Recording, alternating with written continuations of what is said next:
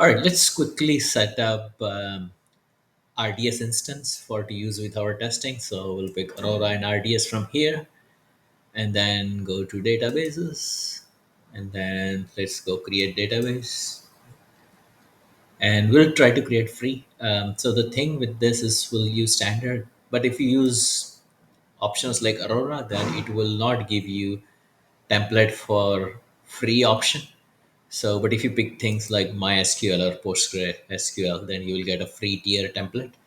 So we'll pick MySQL here, MySQL edition, community edition, engine version, US default. We'll pick free tier here, and that kind of zeroes down our choices. So we can just name this as testing DB, and okay, we'll have self-managed password.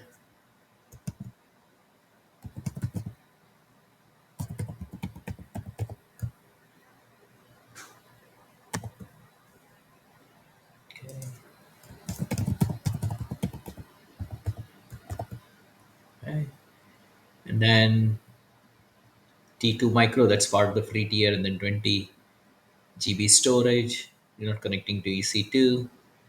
Uh, Default subnet is fine. We need public access, yes. We'll connect through MySQL Workbench to this database. Um, Create new VPC security group. So you can say,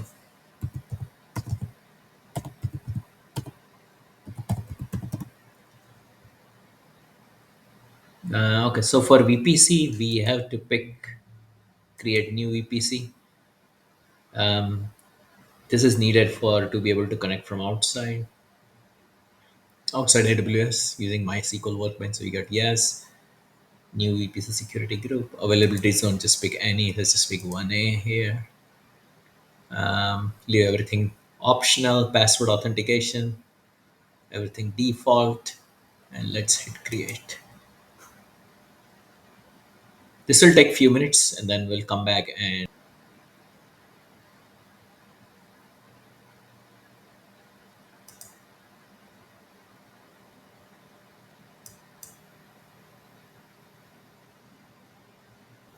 all right, so now we'll use MySQL Workbench to be able to connect. So I downloaded MySQL Workbench and installed. So let's click on plus, set up new connection.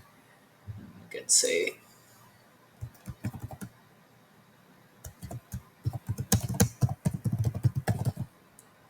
okay, and for host name, we need information from here, the endpoint. So let's get the endpoint here.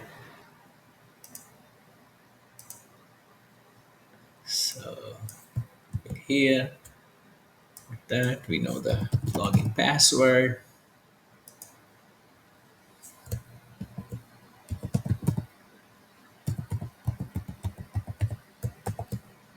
Put the password in here. That's it. Let's test the connection. Okay, so it's successfully connected. Click OK.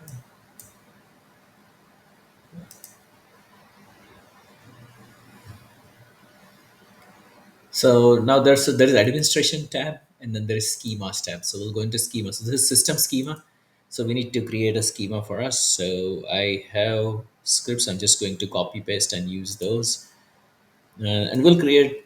So this is standard SQL script. So you create a table users with the fields that we want. I did one ID and one created timestamp field extra, but the one we are trying to use is this four fields from that Confluent schema. So let's run this. Let's run this. All right, so it created. So let's refresh this. So you have this here. So let's do like this now.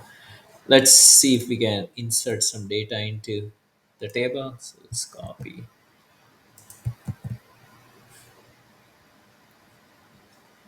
Let's execute. So the insert worked. So let's go check here. Table. Show the schema. Okay, click right click.